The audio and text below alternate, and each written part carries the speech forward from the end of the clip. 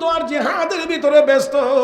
এত যুদ্ধ জিহাদের ভিতরে আল্লাহর নবীর সাহাবীরা থাকার পরে একদিন গিয়ে এক সাহাবী নবীকে বলেন, ইয়া রাসূলুল্লাহ, ইয়া হাবিবাল্লাহ, ওগো নবীজি, আমাদের জন্য কি এমন দিন আসবে না যেই দিন আমাদের হাতে তরবারি থাকবে না, আমরা নিরাপদ থাকব, আমাদের উপরে কারো পক্ষ থেকে কোনো হামলার আশঙ্কা থাকবে না?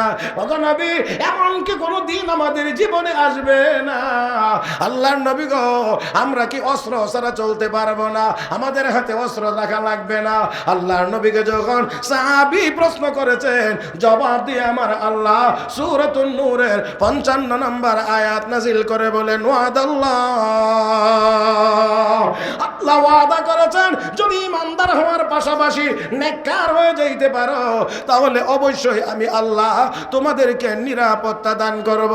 ও মুসলমান, লক্ষ্য করে দেখেন, আল্লাহর ওলি হযরত শেখ আব্দুল ওয়াহিদ ইবনে যায়েদ রাহমাতুল্লাহি আলাইহি তাহাজ্জুদের নামাজ পড়ে 3 দিন একটা না একটা দোয়াই করেছেন, আল্লাহ আমি যদি জান্নাতি হই গো, জান্নাতি জীবনে আমার একজন সঙ্গিনী হবে মহিলা, দুনিয়ার জীবনে তাকে আমি একবার একটু দেখতে চাই।